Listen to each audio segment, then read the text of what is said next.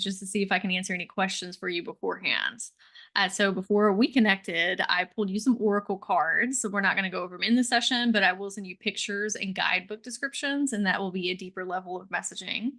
And then I asked each one of your chakras what kind of crystals would help them heal and grow. And I built you a crystal grid, which I'll send you a picture of as well.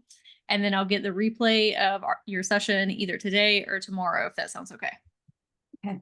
Awesome. Okay. So for your notes, I didn't have any notes. So I was wondering if you wanted to leave it open and see what comes through, or if you have specific questions or areas that you want to focus on. More so leave it open, I guess. I know I have some inner child healing I still need to do. Okay. Okay. But yeah, just leave it open. Okay, so your higher self left me a page full of notes, and we're going to go over a spiritual gift that I have never seen before, which I'm very excited to talk to you about. Okay.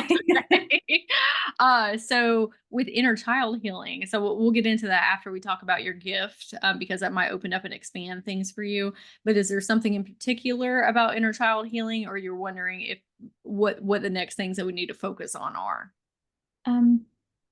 I guess just more of what the next thing I need to focus on. I had not the most traumatic childhood, but I did have some stuff go on that I'm still working on.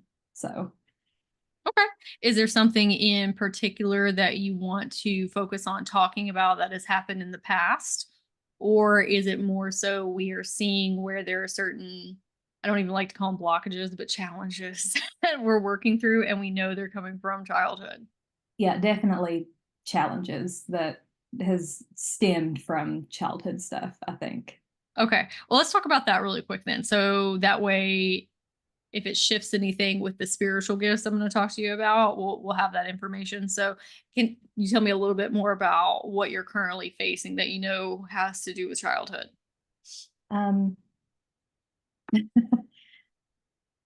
when I was younger, I was, for both parents, I was very much like the parentified child. Hmm. So it was, I'm still learning how to, I guess, put myself first and like that I don't need to make everyone happy and Hmm. ignore what I need. Hmm. That's that's really what I think I need to work on the most. Okay.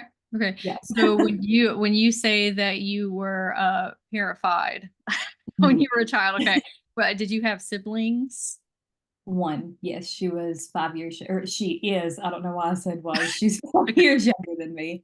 Okay, younger than you. Okay, so you're the oldest sibling. Mhm. Okay, did you feel like that you had a lot of responsibilities growing up, or did you need to take care of her a lot, or what was going on that made you feel that you had Uh, so many responsibilities? both. We moved around a lot, and my sister would tell you that more of her mom. Even Mm, though there was like a 5 year gap, it was very much like, um, and for my mom, I woke her up to take us to school. So there okay. was, I had my little alarm at like 8 years old. I had to make her coffee, go down, make sure she was up, all that mess. So Wow, that's really young, 8 years old. Okay. yeah. Okay. And we kind of just took those traits with us for the rest of our life. Yeah. Okay. So it sounds like you've been working on it though, because we are aware that that's happening in the first place. So we've been doing a lot of shadow work around those areas. Yep. Where is that still tripping you up?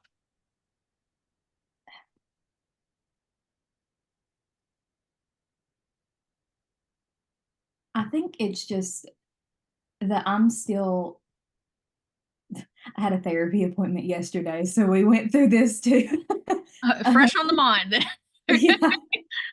Um, I think it's more that it's just like it's always kind of there in my mind of like, you know, worry about yourself later, if Mhm. that makes any sense of like, Not taking ourselves into account first. We're always looking through the perceptual lens of somebody else. yeah, there's like 3 options to look through, and the third myself lens is always like the last one. Mm-hmm. It's the root of a lot of anxiety. Okay. Yeah. And what's going on with your energy healing and channeling abilities right now? Like, where are we sitting with those? I know that I don't know about like channeling abilities. I've not really tapped into that yet. I've Even always though been I think able, that you're channeling other people's their needs and their desires. yeah, I've always been Okay. very empathic. Yes. I feel I've learned how to control it more as I've figured out what it was. But I've had to work on, are these my feelings? You Mm-hmm. know, I've always been able to astral travel, like astral project, even before I really knew what it was. Oh, that makes sense with these spiritual gifts we're going to talk about. Okay. Because I was like, this is advanced spiritual gifts that came through. Okay. I stopped after I was 15, and I really just kind of started letting it happen again. It got to be a little traumatic because darker energies kind of figured that out too. And I was Mhm. like, whoa, what is going on? Um, but I've also figured out that I don't know how to explain it. If I can pinpoint an emotion in someone else that they are having like a hard time dealing with and they want rid of it, I can, the way that I do it is I can grab onto their hand and take that emotion through my feet. And that kind of lifts that out of them. I don't know what that's called. I don't know if What are anybody you else. doing? What are you doing with it after it's in your feet? I like push it into the earth, just somewhere where it can be reabsorbed. Okay. Okay. Yeah. One of the notes that I wrote over here is that you're very, very, very clear sentient. And so Okay. that is the clear psychic ability of sensing and feeling. That is one of my strongest as well.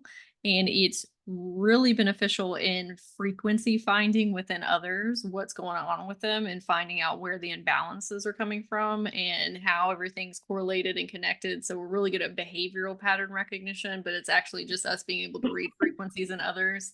The issue with that sometimes is that one, it's difficult to differentiate between what is mine and what is theirs often, but you've been doing kind of the groundwork for that to create energetic boundaries, right? Okay. So after that, we have this sometimes very deep internal urge as empaths and light workers to help everyone with everything. Yeah. And that it is our soul mission to save everybody. So we are constantly overgiving and overextending because we know how powerful we are and how much we can help with other people, right? And so that's probably why you were trying to continuously lift other people up, because we have this very deep knowing that we're all reflections of one another. So the better that somebody else is doing, the better that you're doing too, because we're all one. Okay. However, if you're burnt out, busted down, and exhausted from doing that all the time, you're not able to help yourself other people at your greatest capacity. Okay. So I think part of it sounds like you also have clear tangency is another thing that you might want to research if you haven't already. It's also called psychometry. It's where you can touch things with your hand or your feet chakras and pick up on vibrations and frequencies and plants or humans or the earth or whatever you want to, but it's pulled through those very specific chakras. So let me see what your higher self is saying here. Okay. When you were talking to me earlier about childhood and putting people needs and wants and desires ahead of yours, people do that for a variety of different reasons. For you, it's a survival mechanism. It's like, if I don't do this, I will not fundamentally be okay. Yeah. And that could be rooted in things. For you, it's very deeply rooted in, because it's like, if I'm not doing that, my basic human survival needs are not being met. It's not even just emotional love. It's like, no, I need to eat. No, Yeah. I need to get to school. No, I need to get like like like grooming, like taking showers and baths and things. Like it's very primal to that level that's within you.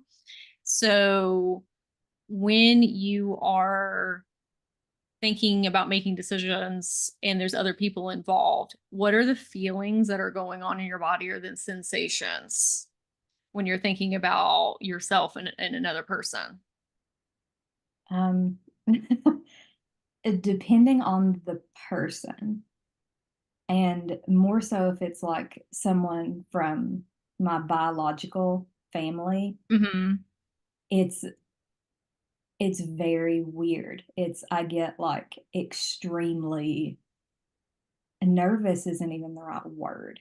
It's like I will agonize over making a decision more for me when I know that there's a decision that would benefit them and not even like be negative toward me, but it's my urge is to be like, okay, here's this decision, go away, please. Yes. Okay. Okay. So what are we thinking is going to happen if we don't do that for others? I don't even think I've thought like to that point of like, if I don't do this, what will happen? It's more of like I get stuck in the cycle of I have to do this. Well, we have to do it because there's some type of consequence if we don't.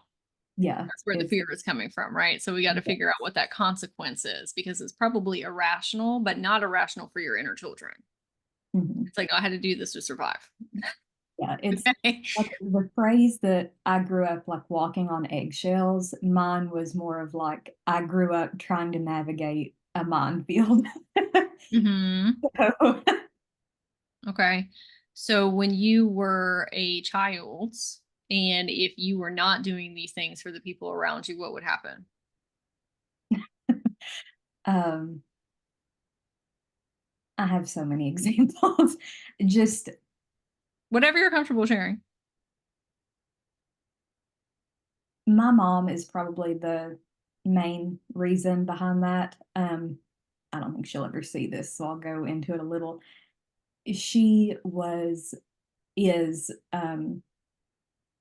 she's finally medicated for it now, but growing up she was undiagnosed, unmedicated bipolar. Mm. So there was, a lot to do with that. There's probably more that she needs to be diagnosed with, but I was I don't even know if you can call it like the punching bag, but golden child at the same time. Like they flip flopped. Swinging one way to the other. Yeah, more so punching bag. Hmm. Uh, so if those decisions weren't made and quickly and correctly, it was just an explosion. There was no like, she didn't even know what the consequences would be at the time, and they would vary so often. But it it would always end up being like my fault that something is wrong, even though it's something going on in like her adult life. But I didn't mitigate her emotions immediately when she came home. So it was a lot of like, for me, fear of not knowing what's going to happen, if that makes any sense at all. Oh yeah, for sure. It does. It does. So were you physically hit or was this just emotional abuse? When I was younger, I was physically like Yeah. spankings, Yeah. nothing horrific, but yes, but it once I hit a certain age, it was all just like verbal and emotional. Okay. Do you know about how old you were when that stopped?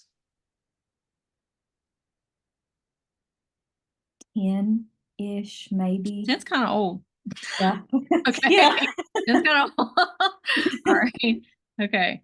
So when we have one, from what I'm seeing in your energy field is you have had to become extremely hyper aware of self and Yeah. constantly making these little tweaks to the way that you're saying things and the way that you're presenting your emotions and the actions that you're taking because we're trying to regulate where we find mom's good homeostasis point.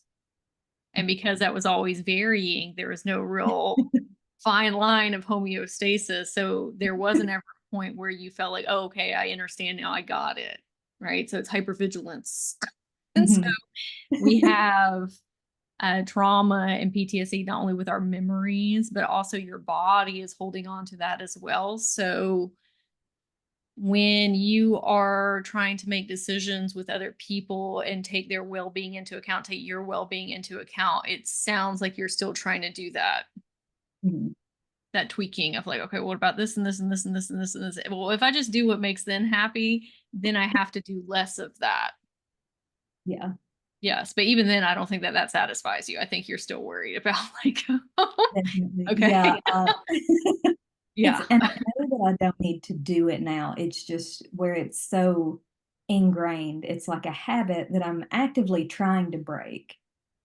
And I've, you know, it's been like years ago, but when I found out about masking, I was like, oh my God, oh I yeah, have so many of those that I can like take off now because I'm not at home. yes, okay. So, How you said you're married, right? Do you have children? no, I have Okay, a dog. okay, no, okay. They're kind of like kids too. So Yeah. how are you around your husband? Is this we're continuing to mask, or we've demasked a little bit, or we're completely free to be ourselves? Are we still doing that kind of tweaking when we're taking his needs and desires in consideration? What's that relationship dynamic look like? I think I'm still tweaking a little bit, but I am completely free to be myself with him. Yay, we love that. Started, we started dating very young. We did like marching band together and stuff. So Oh, he had graduated like that year, and I was a junior in high school, and we started dating. I'm from a really, really small town in Kentucky. So you had like, I don't want to say few options, but like I knew him.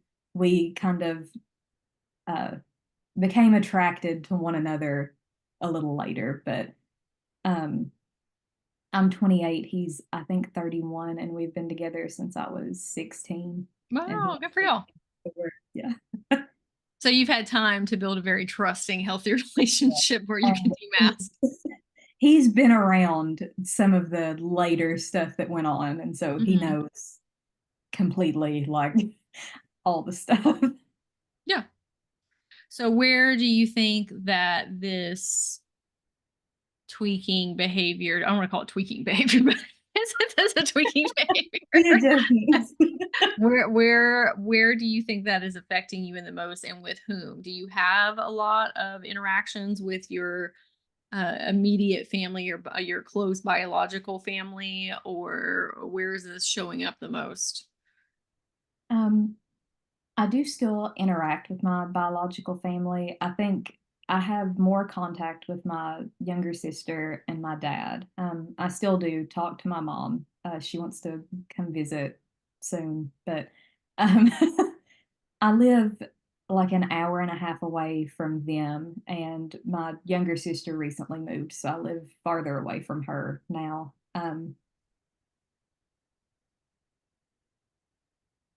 I think it's more so like with parents still, like and oddly enough, more so with my dad, the adjustments, and I'm not sure when that shifted. Hmm. I don't know if that's just because, I moved out when I was 19 and I kind of stopped caring adjusting to that. But with him, I don't know if it's like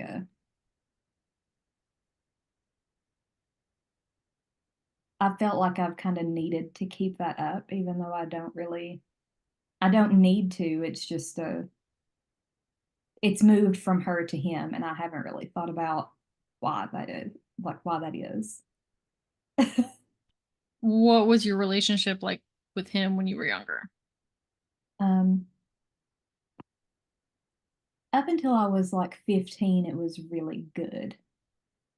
I mean, I think I do have a chunk of memory from like 8 to 12 that I really have no idea what went on then. That has Hmm. never like unlocked, and I don't necessarily, if that's if that's locked, I don't think it needs to come back. It's that way for a reason. Um, but we had some issues, and I kind of stopped for like a year or two. I would talk to him on like holidays and stuff, and I stopped coming over. And I think like reconnecting, maybe that kind of shifted that over to him. I don't know. How long was the break that y'all took from one another where you kind of pulled back your energy?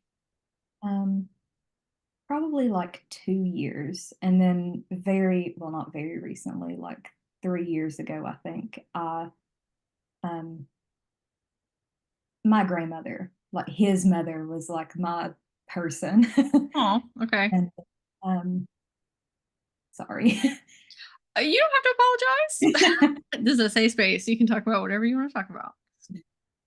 She had dementia, and it had Hmm. gotten bad enough to where she couldn't live by herself. And, that I took that on. She moved in here, and for the last 6 months of her life, we like lived it up until, we couldn't anymore.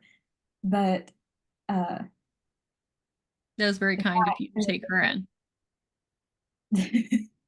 um, that created a weird rift between my dad and I, because, Hmm. you know, we were all what my grandmother and I, we were each other's person, like always. Hmm. So I think,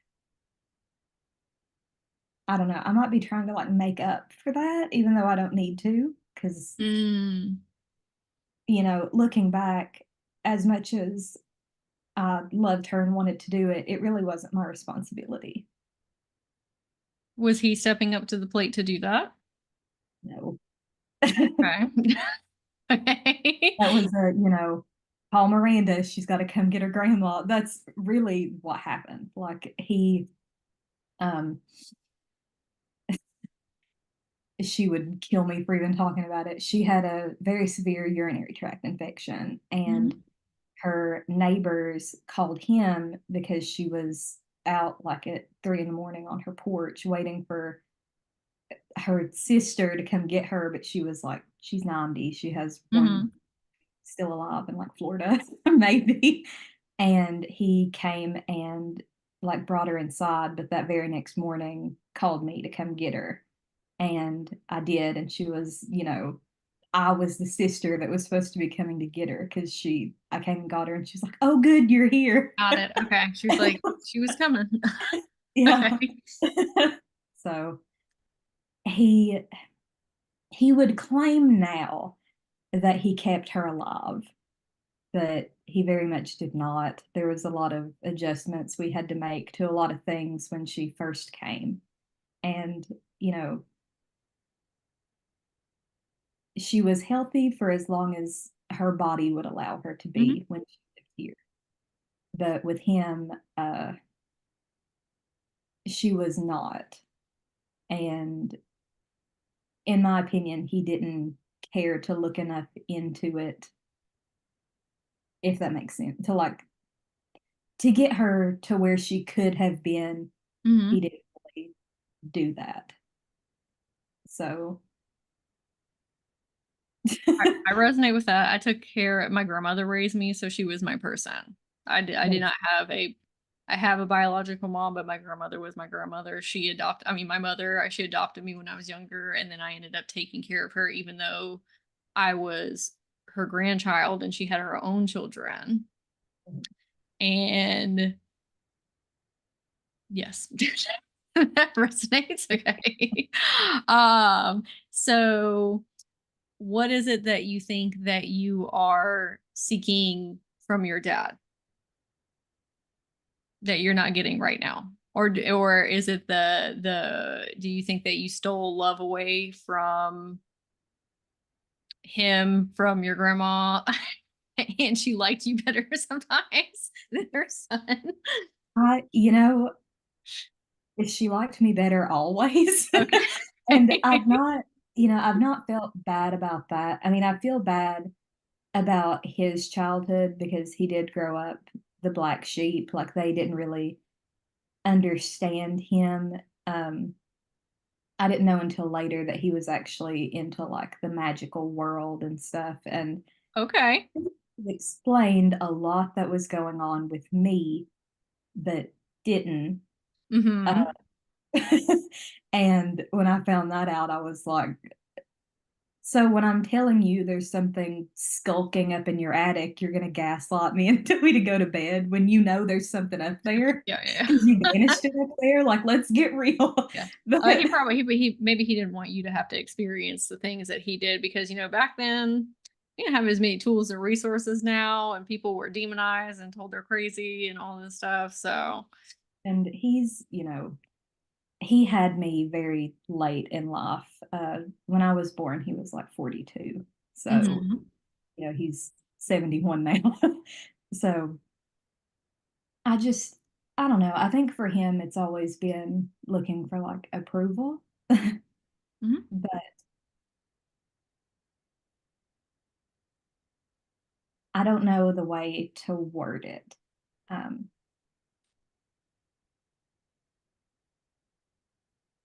Do you think that there's something within you that because he was into the magical realms, he was seen as the rainbow sheep, as I like to call them. Okay. And you probably feel like a rainbow sheep, that we are trying to connect on some level because of those things.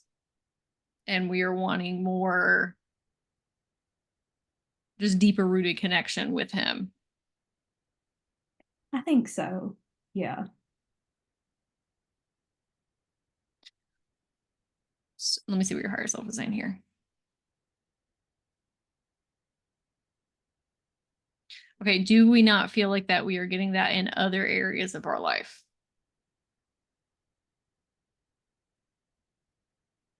Not really. I mean,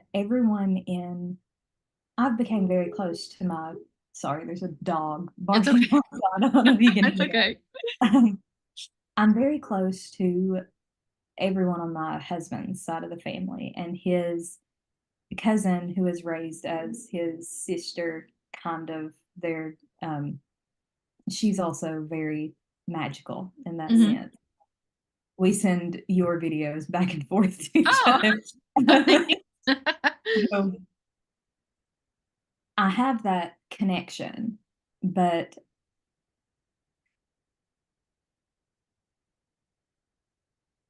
and I mean, I feel like that's enough. Like it's, a soul family. If that, Mhm. I don't know why I'm so choked up, but I would also like to have it with him Mhm. because,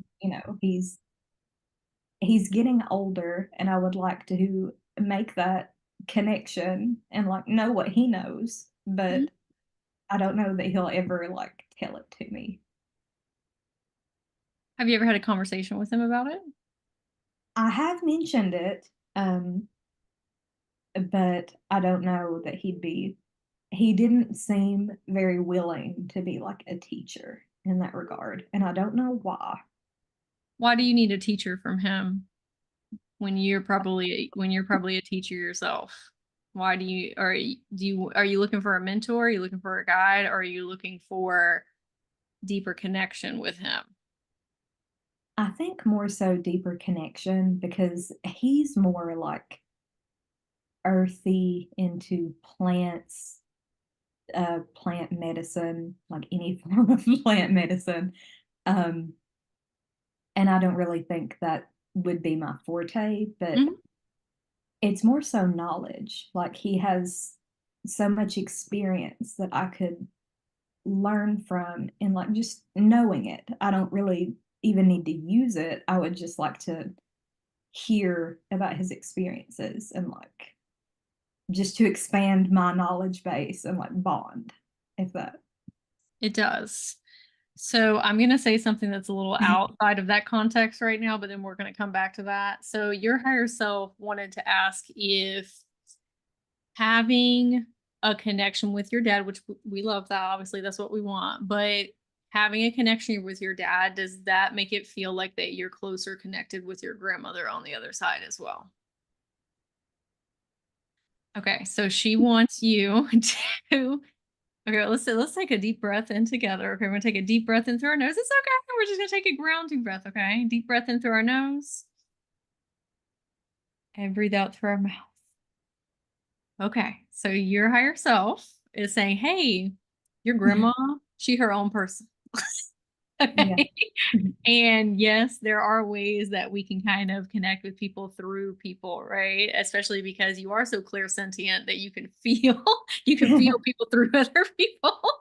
Yeah. So she's saying, how about we spend a little bit more time learning how to connect with grandma on the other side, because you do have really good channeling abilities. You do have really good clairsentient abilities. There, if we were to put some more time and energy and practice into not mediumship necessarily, but connecting with grandma and getting messages from her, she would probably be a really good guide and mentor to you to feel that space. That's probably not going to be the same way that your dad would. We're just looking for connection over here, but grandma sounds like, oh, this is the guide that we need in her life over here.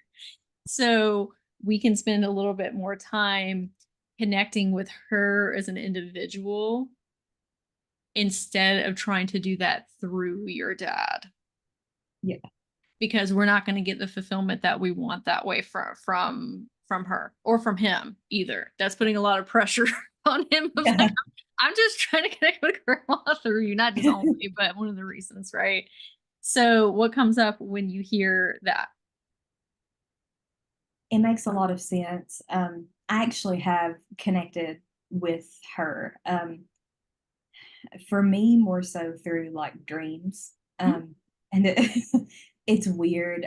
She had a very specific like smell. She Mm-hmm. drenched herself in Calvin Klein obsession to the point where, even when she stopped wearing it, that's what she smelled like.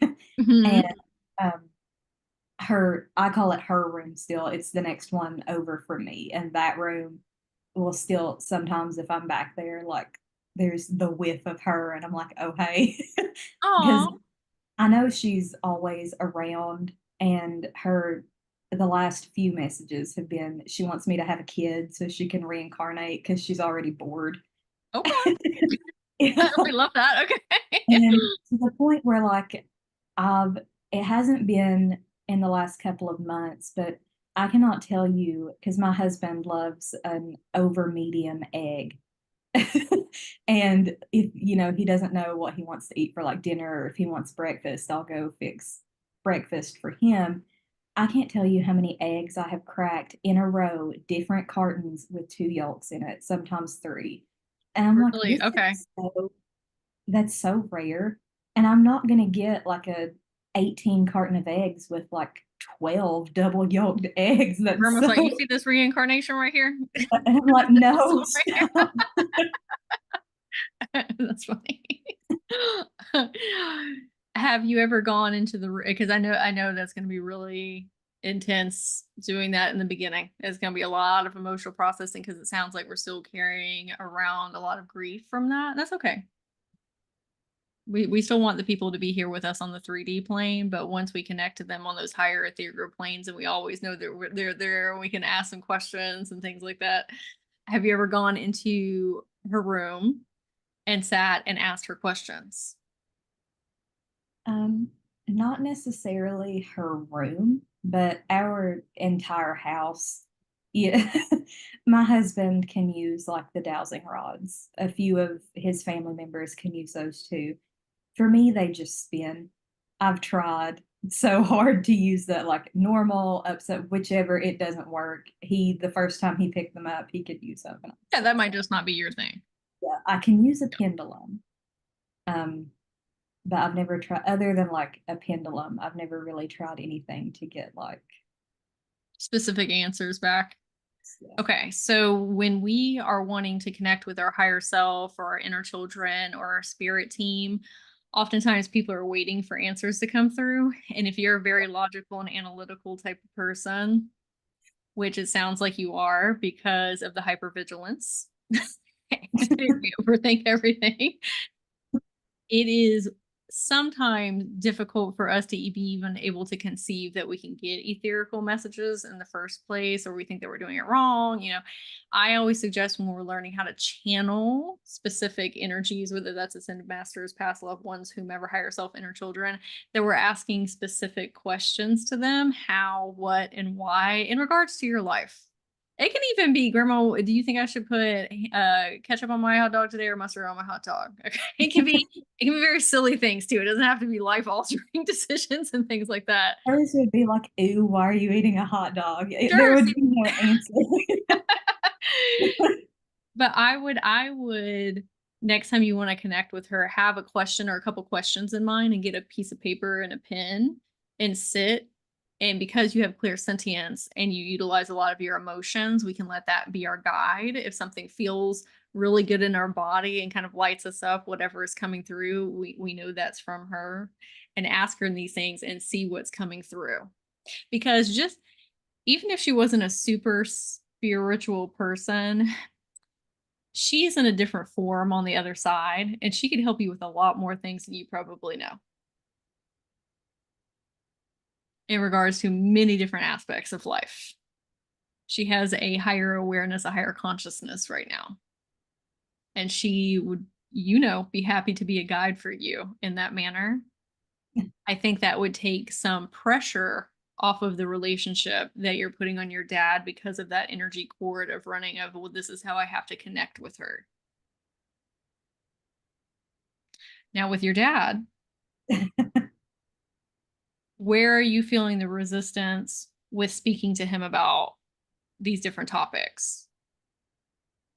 I'm really not sure because I had a very, I wouldn't even call it dream. I would say like journey on the astral plane. Mhm.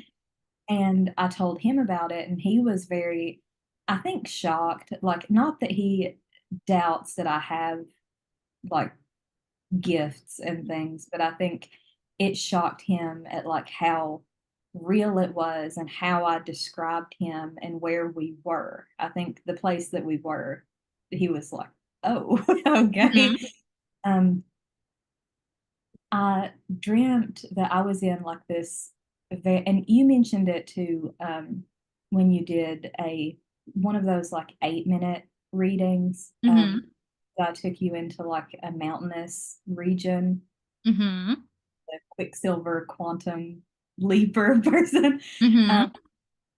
That is how I knew because it was like this mountainous region and there was like a little switchback path, and I wasn't going that way. I was going straight. But I saw what turned out to be him in like a, a very weathered like leather cloak, and he had like a warlock staff kind of thing. And as he turned on the switchback, I looked and I was like, "That's my dad," but he's like in his 20s. And I've never seen him young. I've seen, pictures, but I like ran up to him and he was like, "Who are you?" Because I guess nobody else was supposed to be in that space. Mhm. I looked at him and he was like, "I know who you are." And I guess it weirded me out, but just I could see like the look in his eyes, like the moment of, Like the "Oh, realization, you like, were oh, just okay, yeah. later." But Yes. yeah, so Do you think that that was a different incarnation of both of you that still had a soul tie relationship? Or do you think that that was an astral form of him when he was younger that you were meeting? I think more so the astral form of him when he was younger, because I Mhm. know talks about when he was like actively practicing like magic, more so like witchcraft and things, he will call himself like a warlock, more so on like the druid kind of. Hmm. And I think wherever I visited him was like his astral space where he would go, I guess meditate might be the word, just wherever he would go to do internal work. Hmm. And I think this like current version of him was like, how did you get in there? He didn't outright ask me that, but when I was describing where it was and what was You could in see it, the wheels turning. and like what he was down to what he was wearing and the length of his hair. And Interesting. yeah, he was like, he didn't say much, but he was like, okay, yeah, I know where that was. That was me. Hmm. Okay. So that's funny because what I see you saying is, okay, well, if you want to talk to me on this plane, then I'm gonna go find you elsewhere. Okay, where you where your ego is not attached. uh so one, you know, men be keeping things to themselves. Okay. Just in Yeah, general, they're not the most emotional creatures. and And he if definitely isn't. He's the most stubborn, hateful person. Like I love him, and hateful isn't like the yeah, I best know word. what you mean. But yeah, Confrontation. yeah, So if we are accessing his safe space without him knowing, that could probably be a little bit triggering. It's not your fault. yeah. You just end up where you ended up. Okay. And you may have been called there too. You may have been called there by that younger version of him so that you could see, oh no, this is real with him too. Like Mhm. what you're perceiving is truth within him. It's not something you're just making up, right? Mhm. So that might be like, oh, I feel exposed. I feel vulnerable, right? So we got to take that into account. Take him out as your dad, but just, oh, I Yeah. access somebody's safe space.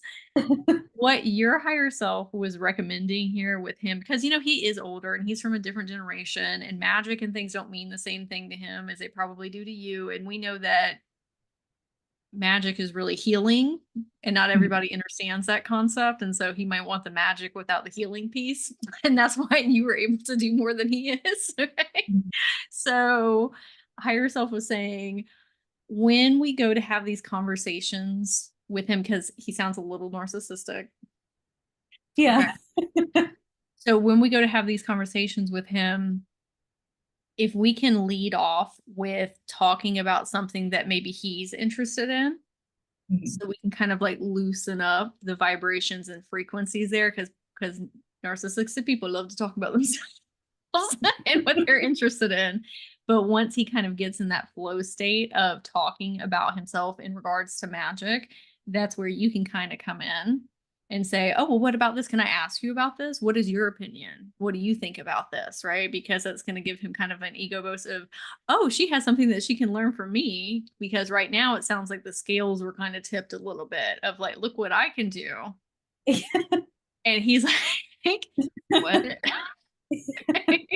So kind of rebalancing those a little bit. Not that we need to hide our magic or hide our gifts and abilities, but if this is a relationship dynamic that is really, really fundamentally important to you to be able to maintain and grow and evolve, we can kind of meet in the middle a little bit more here and start sharing the things that we want to talk about, but in a way that looks like it's coming from his perspective, Mhm.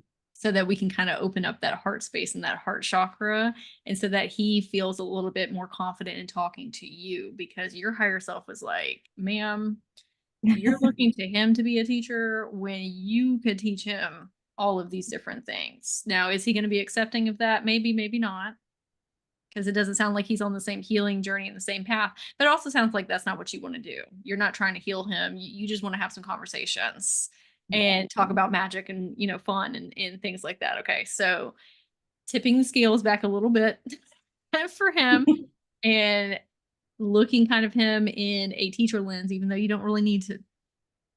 He doesn't need to be a teacher for you.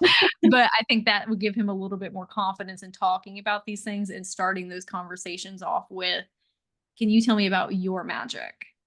Mhm. Or plant medicine or whatever that is that interests him and sparks that up. And then you coming in and saying, oh, can I tell you about this thing that happened to me? Or can I ask you about this? What do you think about this? Mhm. Okay, what comes up when you hear that? It makes a lot of sense. The most we've like connected over magic and things like that have been if I need to get something out of my house. He's very Mm, well versed in that. Because I protect myself, but I do tend to draw in like darker things. mhm. Sometimes they don't want to leave.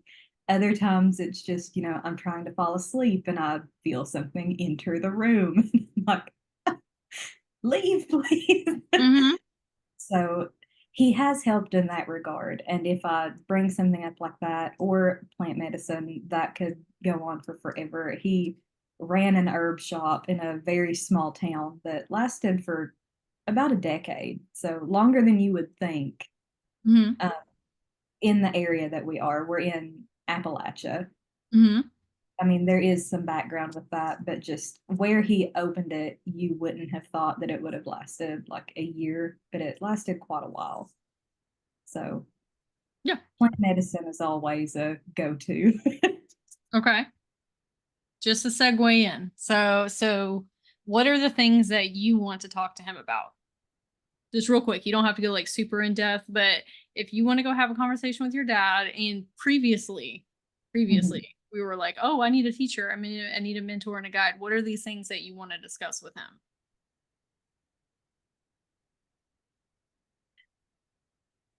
I guess more so just like when he discovered he actually had like abilities, like just background knowledge. Like I just want to know, when that That's the happened. perfect segue in then. We need to talk Yeah. about things that he enjoys from the past Yeah. and then throw in the discovery questions that you want to know. Okay. So higher self is saying, hey, let's make a list of questions that we want to ask him while we're conversating. So that way when because you already have some PTSD in your body and we're already feeling very tense and on high alert, probably when we're around him. Okay. So when we're in those kind of states, it's a little bit more difficult to navigate conversations. But if we set ourselves up for success, and I know this sounds very, what's the word I'm looking for? Overkill to do this, but I feel that it would make your inner children feel a little bit more safe if they had parameters to work in of like, these are the questions that we really want to know about dad while we still have time with him here on this plane. And so that way we're a little bit more direct with the directions of the conversations and we're going in with an intention and it's easier to navigate the conversations when we're trying to lead it to this very specific place instead of it Yeah. being so open-ended and us just feeling very frizzly and frazzly and on edge. If you have a purpose and a plan, I feel like that gives you a lot of confidence. It does me because I'm like, this is what we're doing and this is the objective. And I can kind of put these blinders on and this is what we're going to do. Okay. So having those questions in mind beforehand, either on your phone or I don't know if y'all talk on the phone or like FaceTime, but even having on like a piece of paper or something. Okay. And going in with the We intention email, of, oh, yeah, sure, which is, sure. yeah, he Going in doesn't, with the intention to ask and figure out specific information. yeah. And once he gets used to telling you about himself, it's going to be, you're not going to have to do that every time. It gets a little bit easier. It's kind of like, I don't want to say it like this, but like training a dog, like Yeah, giving them it a makes little sense. treat. To kind of loosen up and get used to you and then you know what I mean, letting you allow them to for you to lead them in life. Okay. And saying like, hey, it's really warm and comforting and cozy over here if you would just kind of like listen to what I have to say and accept his love, you know what I mean? That's very much so. Yeah. And Yeah. I already have my little distractions. Like I have a silky terrier, which is just a bigger, less vocal Yorkie, and Mm-hmm. he loves her. So anytime we visit, I have my dog. He really likes my husband. Oh, So that I must bring be why your him. higher self brought up that dog example. Okay. He loves Mia. Like Mhm. anytime we travel, he takes her for like a week or 2 weeks or whatever, and he very much enjoys the dog more Why don't so you than ask him some me. questions about dogs? Do you think dogs reincarnate as people? Like, how can you magically form those questions that he'd be like, oh, you know what? That's so interesting about things like that that are leaders for him to open up. Mhm. Okay. Now, your higher self is saying too, though, that this is also a representative of how sometimes we're putting other people's needs and wants and desires first because we're kind of curtailing what we're doing to make him open up a little bit more. But she's also saying, like, hey, this is like a special case over here Yeah. because he's your dad and he's from a different generation and all these things. And ultimately, the reason that you're doing that though is because you love yourself and your inner children and you are trying to have that connection with him. So it looks like you're doing that for him, but at the end of the day, you're actually doing it for you. Yeah. So she wants you to make sure we understand that before we go into it. Okay. So what questions do you have about things in that area?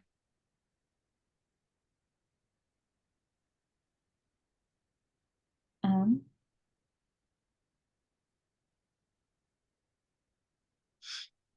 I don't really think I have any in that like specific area.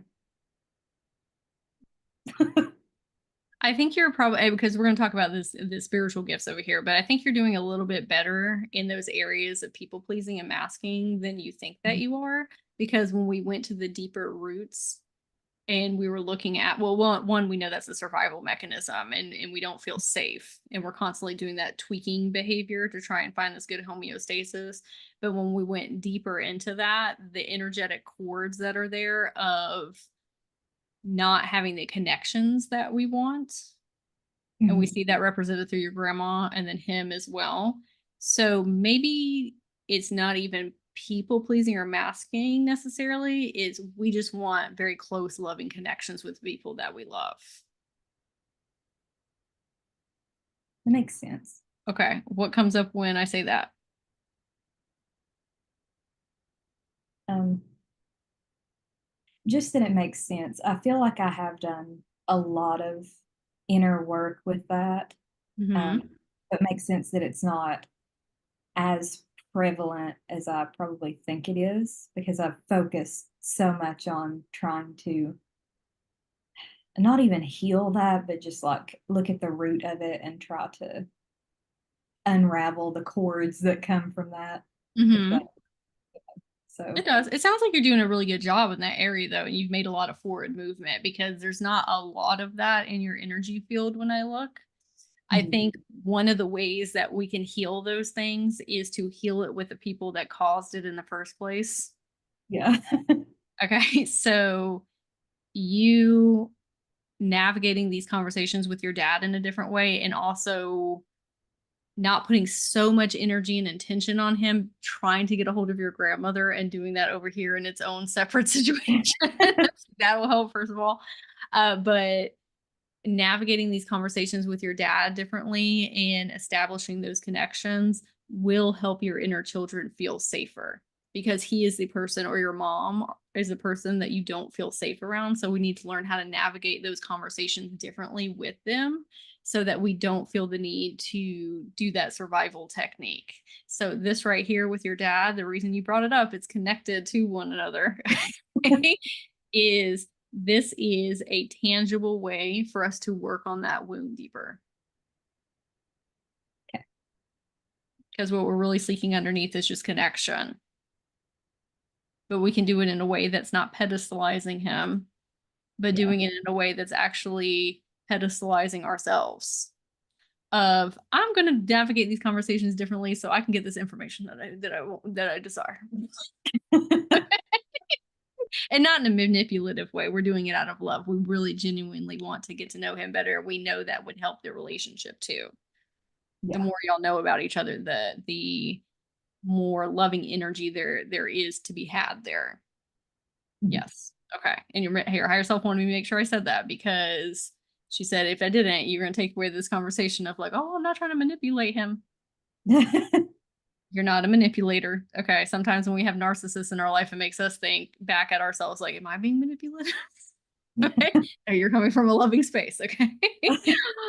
So do you have 15, 20 minutes over, or are you running close on time? No, I'm good. Okay. So that I can talk to you about these gifts. Yeah. Okay. So when I went into your energy field, I saw a dandelion that you were holding in your hand, like where it's white on top and you can blow it and like poofs. And I Yeah. said, oh, that's cute. I said, I love dandelions as well. It's representative of wishes coming true. And when I asked you, what is the wish that you are seeking, all of a sudden this moth came forward, and moths are representative of death and rebirth and heading towards the light or heading towards specific goals and outcomes.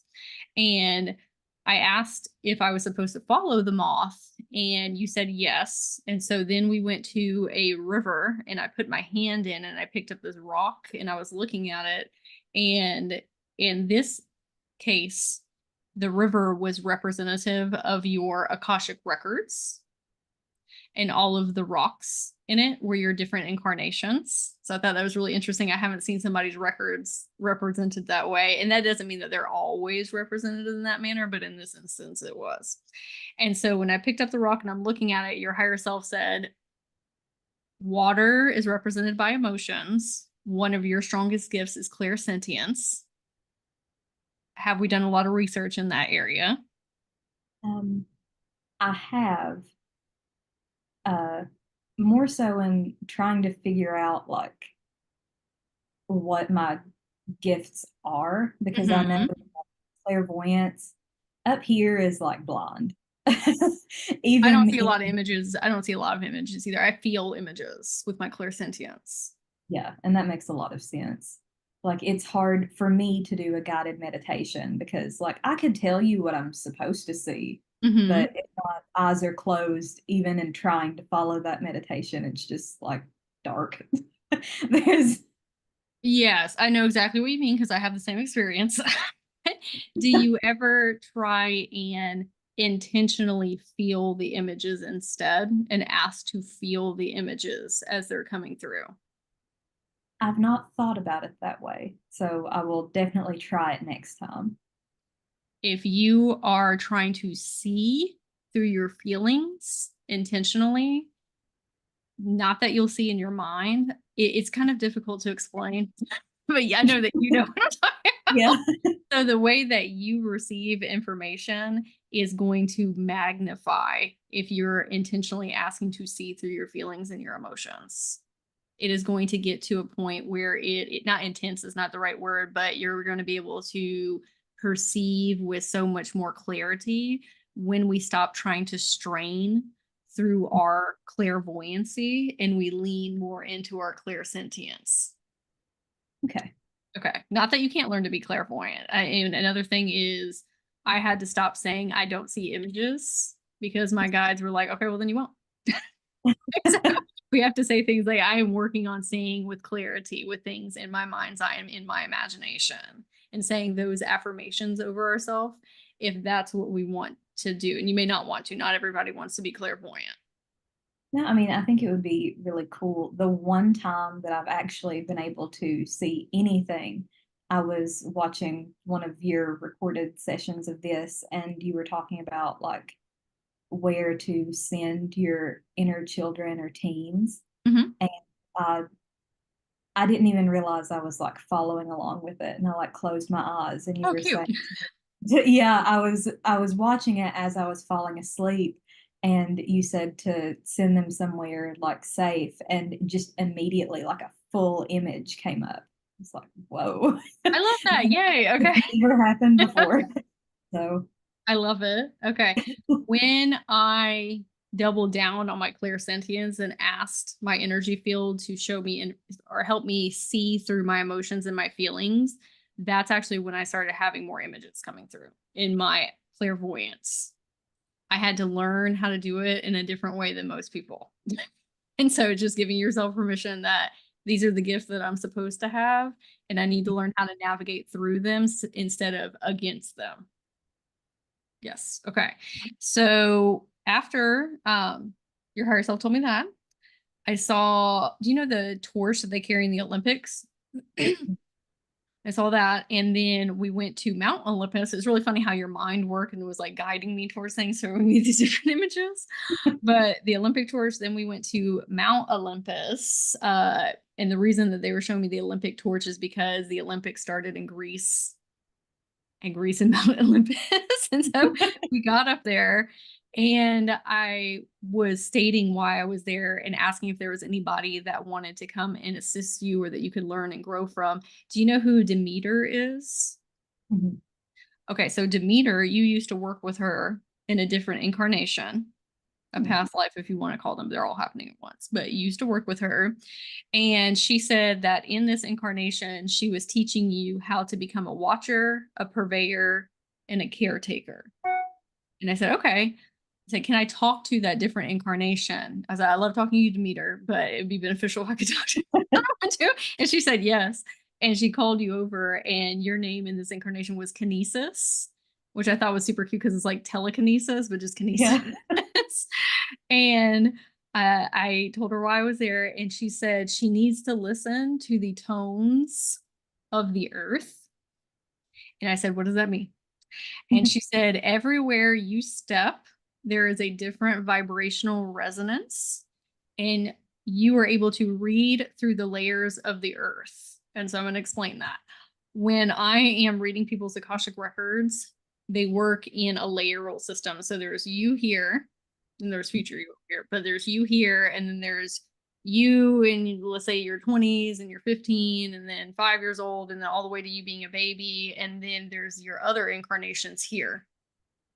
Okay, so when you are reading the earth, and we're going to get that deeper, but when you're reading the earth, you can actually see splices that go all the way down to the beginning of creation of the earth. Okay, so how I was asking her how this would be applicable.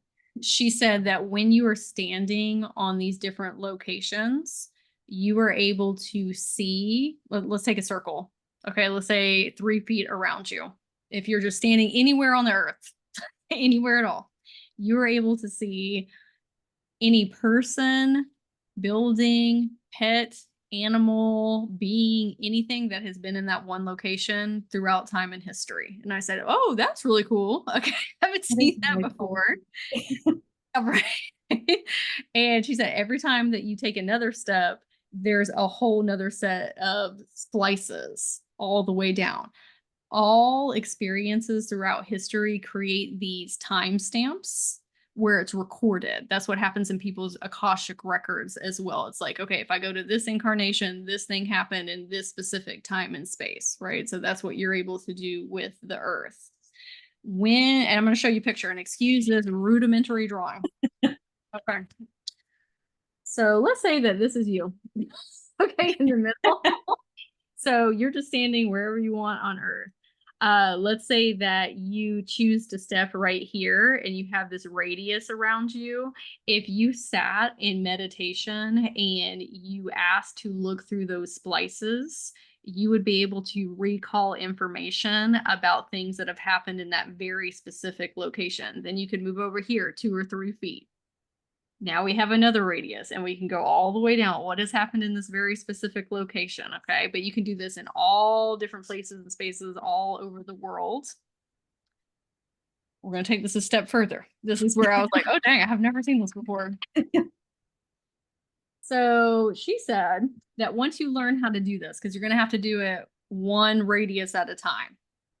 This is very beginner level, where we're sitting on the ground, crisscross applesauce if you want, or back against a tree or whatever you want. And we're getting out a notepad and a piece of paper and just whatever comes up. It takes a while to be able to perceive very accurate information from way back in time and space. You could also read future information as well, potentially. Okay, because that's also already happened, because time's not linear. She's saying what you can eventually do is sit and create this vortex around yourself. And so let's say that you're sitting on the ground in your backyard.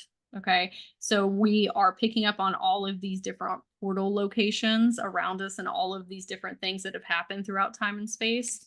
And you are able to interconnect them with one another, and they start feedback looping, and you're able to draw on all of the energy that these are creating throughout time and space from the earth. And it actually lifts up like a Merkabah. And have you ever seen those big giant, almost looks like hamster balls that people run in? They're like big plastic balls. Okay, she said that's kind of what it looks like. And you were able to have that ball around you and take that and go speak to different people on Earth. And a friend of mine and I were talking yesterday about how a lot of people here, their DNA is not in congruence with them receiving higher esoteric activations and upgrades and knowledge and wisdom because they have been so inundated with the heavy 3D paradigm stuff and generational trauma and programming and, all these different things. So their human body is too vibrationally dense for them to receive that energy right now. And she was saying that kind of, let's call it a hamster ball that you're creating around yourself. What I saw was all of this data that was running through the whole entire ball based on all of those points that you pulled up from in the earth. And when you walk into other people's energy fields, you're able to actually shift and change their DNA because you're blasting them with a ton of information of, look at all of these bad things that happened throughout history. Like very quickly, like you're showing them like all these like years of stuff, and their DNA is receiving those encodements and saying, okay, I have to fundamentally shift my DNA as a person in order to be compatible with New Earth, because I cannot participate in these things any longer, even if they actively or were not actively participating. So it is helping them strip off years and years of not only their own trauma, but ancestral, generationally, extremely quickly so that they can ascend faster. And it's based off of you being able to carry the Earth's history in this field around you. Okay. So she said, this is not something that you have to always consciously be aware of. Once you become a little bit more advanced in this gift, every time you go and walk somewhere on the earth, you're picking up new information and new bits of encodements to add into that hamster ball that you're going to be in, right? And then it's just going to automatically start happening.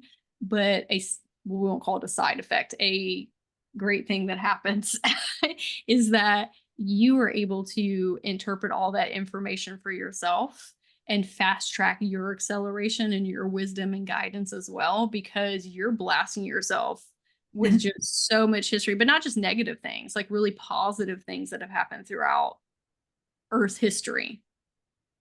Okay, so let me go back to my notes here so I remember what she said next.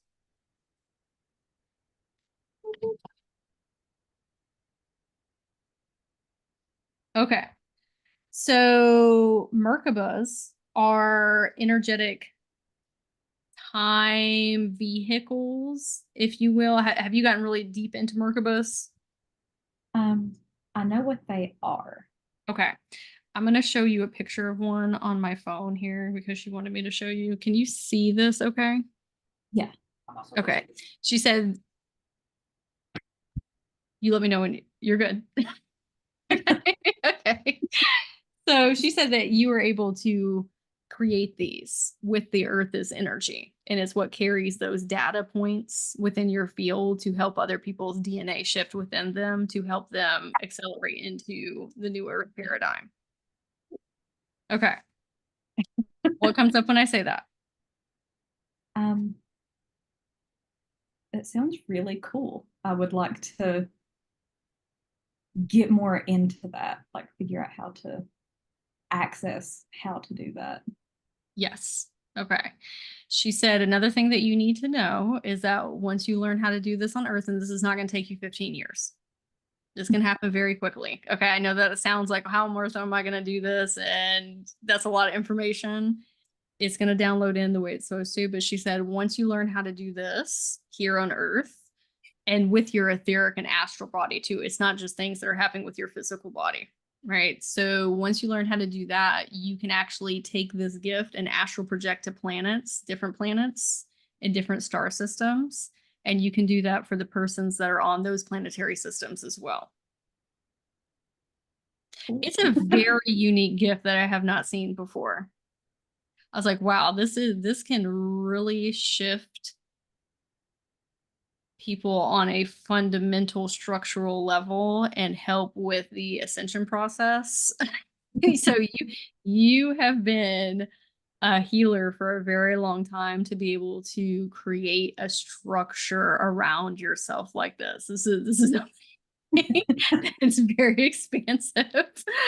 So when I was asking her what you could do to go ahead and start, she said, literally, we just need to go sit outside and envision, okay, like literally, and you don't even have to sit outside because technically if you're sitting in the room that you're sitting in, that chair that you're sitting in, there's a radius around you that goes through the earth. It's creating a pillar of knowledge to pull from, not just from things that are happening now, but from all Earth's history. And we need to get out a sheet of paper and sit in meditation and say, okay, what do you got for me? What do I need to see? What do I need to hear? What do I need to feel? Okay. And then moving over 3 feet and doing it again. And then moving over 3 feet and doing it again. Now, she did say that because you have clairsentience, and because your Akashic records were represented by the water, is being by a water source would help your channeling abilities have more clear perception. It would supercharge your channeling. She also said being around trees or mountains would be really good for you as well. Learning about the Akashic records, because this is the type of Akashic record reading. It's being able to read energetic signatures and information through time and space, which is Akasha fork. Your Earth Star chakra. Have you worked with that before? No. Okay. Researching about your Earth Star chakra, it's a foot below your feet. And I think you're already working with it. That's what it sounded like when you were telling me about pushing that energy into the earth. Researching about Merkabahs, looking at sacred geometry, because the technology that you're using to interconnect these different portals to pull energy from the earth is forming your own type of sacred geometry to utilize as a information vehicle. So even just looking at sacred geometry would help you.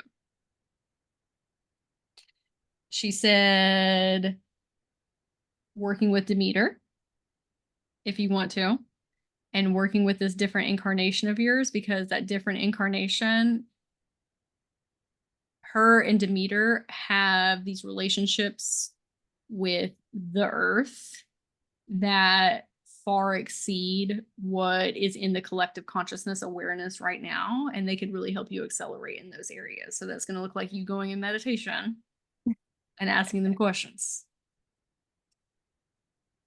What questions do you have?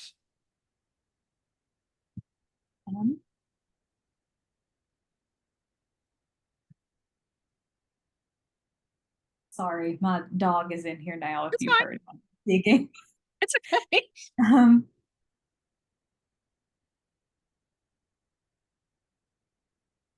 Really, the only thing that comes up, and it's like sort of off topic, just are my inner children like okay?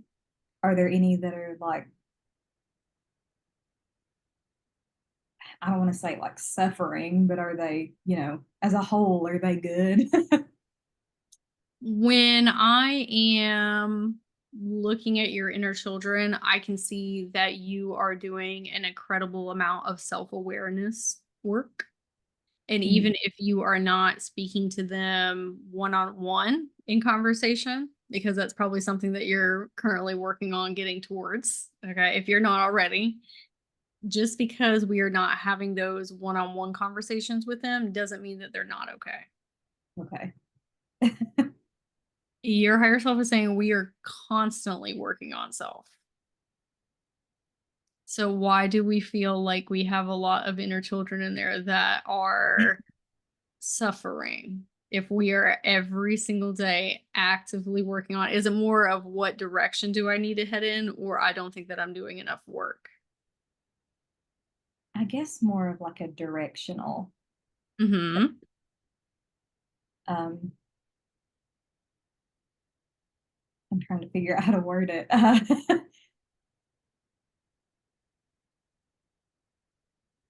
Is there any like a specific direction or area that I have like neglected while I'm working on something else? Like if I'm working on something that I perceive to be super important that I've already worked on, is there something that I haven't sensed yet or kind of pushed away that I'm Mm-hmm. working on? I guess Okay. is the way to. So your higher self wants me to ask you, when I was telling you about that spiritual gift, why you think that's not important. Or not that you don't think that it's important, or why do you think that that would not be a interconnective piece of helping your inner children heal? Because there's a disconnect there. It's almost like, okay, well, I can't get into that because I have all this stuff I need to do over here first. I want to make sure that they are okay. Okay. So she wants Yeah, to ask, what about this gift over here do we not feel is going to help them over here?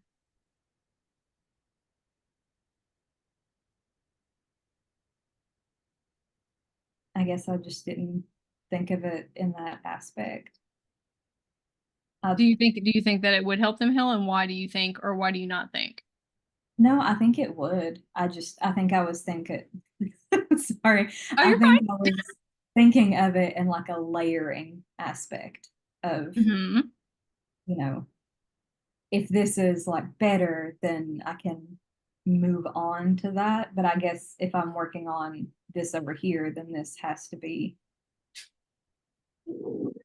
good. But like, do you? No, I get what you're saying. Like, yes. So, Okay. so your higher self is saying, "Hey, this is a very advanced gift. Advanced gifts come to people who are doing a lot of self-awareness work. Okay. And sometimes we're second guessing how much work that we're doing. And Mhm. sometimes your higher self is like, hey, we get to do these fun, really wildly imaginative, expansive things because we did this work over here." Okay. So the only thing that I really see with your inner children right now is that they, or that you and or they, okay, so it's really them that don't feel safe in their body always, or you don't feel safe in your body. And that's why we're doing that mechanism of trying to frequency read consistently. So what we could do in that area is we have to grab a hold of when we start to feel that tug and we start to feel that fear and anxiety, and we need to start coming in as that multidimensional higher self and asking them why they don't feel safe. Because sometimes they're caught in what I call these energetic timestamps, where they think something is happening over and over again. That's probably they're projecting that your mom. Mhm. It's your physical body that's doing that. It's all that trauma and PTSD that's stored in there that's just like, oh, I've seen this before. I know what this frequency feels like. Now we got to go on high alert and we got to shut down, or we got to, do all these things. And so we need to start mitigating that survival mechanism a little bit more intentionally with asking them questions of, why do y'all not feel safe right now? Let's look around our environment and notice that mom is not here. Yeah. Okay. Notice that dad is not here. What can I do to help you feel more safe in this present moment? One of the things that you can do is I never say yes to anything when somebody asks me. I say, I need to get back to you on that. It doesn't matter who it is or what it's about. Mhm. I say, let me let you know a little bit later, because then I don't allow myself to drop into those people pleasing and those masking. And when people are really excited about something, I tend to get really excited. And then when I get home, I'm like, wow, I wish I wouldn't have said yes to that. Yeah. Because I'm not in my energy, I'm in their energy. And so your higher self said, same kind of thing. I need to get back to you on that. Let me look at my calendar. Let me, you know, whatever that is for you, so that you can sit in your own energy before we're saying yes to things. But also, we need to be working on helping your inner children see that they're safe in this current reality, because that's why we're going to that behavioral pattern, is because they don't feel safe. What questions do you have about that? That makes a lot of sense. Hmm. So not really questions, just like that helps. Okay. Okay. Yeah. And your higher self is saying too, this gift that you have, when you are out in nature and you're working with Mother Gaia and you're around all the plants and the trees and the animals and fresh air and sunshine, that heals your central nervous system, which is the thing that is holding on to that PTSD and trauma from childhood that's causing that behavioral pattern. So does it always need to be you intentionally talking to the inner children? Sometimes for certain things, but other times is I just need to heal my physical body. And working with earth will help do that. Because I know that you said you had some physical things going on too. When she said you can help heal other people's DNA structuring, she didn't just mean them. She meant you too. But as far as the inner children, there's not anything else that I see that's really pertinent in your field right now, other than just helping them feel safe and not letting yourself go into that survival mode and not letting them take over your consciousness, because that's what they've been doing. You coming in saying, hold on a second, Yeah. let's talk about this. Okay. And just helping reground them back into your body, and you seeing you as the higher self and the guardian and the protector, and asking them what they need in order to feel more safe and grounded in the moment. How does it feel hearing that? That we don't have a lot of other stuff we need to look at right now. Ooh, my camera. Okay. It's validating. Like it just that I've done, I don't want to say all the work that I need to do, but I've done enough of the work that, everybody in here is okay. Yeah, your higher self's like, hey, we can just move on to the next chapter and start getting into this fun, like esoteric, like higher realms and this higher level of healing. Because it sounds like your physical body could use a little bit more attention right now to that, because you can quantum heal yourself. And so that is a form of inner child healing, because don't you think that they would feel better healing their physical body too? Yeah, probably. Okay. So we probably feel a little bit safer if we weren't always activated all the time. So she's saying, hey, this gift is really important to you, not only for other people. We love that. We love helping other people, or, whatever. Okay. But we also love us feeling safe and secure and healthy and vibrant. Right. And so she's saying this is going to help you overall as well, and your inner children. And she said, don't overthink it. Okay. Is literally going outside and and asking Demeter in that other incarnation to come forward and give you any insights, downloads, or guidance, and just seeing what comes up when you sit there. There's no end goal. It's just, I want to perceive whatever I want to perceive from this 3-foot radius in this pillar of the earth right now.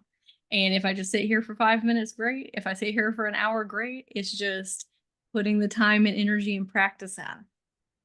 We don't have to overthink it. Okay? And looking at sacred geometry and learning about the records and Earth Star Chakra, everything's going to download in how it's meant to download in. And your higher self is saying too, you already have this template. It's you remembering how to access it. And it's going to happen very quickly, is what she's saying. So get ready. Yeah, wait, because I can see in your mind, you're like, oh my gosh, this is gonna take me so long. She's like, no, it's actually gonna be a lot quicker than you thought. Okay. Yes. What was your biggest takeaway today? Um, Sorry. I You're don't know. fine. Um, I guess not that I was like doubting that I had gifts or anything, but just it was validating to know that I do have like an advanced gift and it's not just something, you know, going on in my head. Not that I doubt anything, but just, the whole self-doubt thing that it's not warranted, I guess. Absolutely. Do you see why your energetic template might be a little bit triggering for your dad?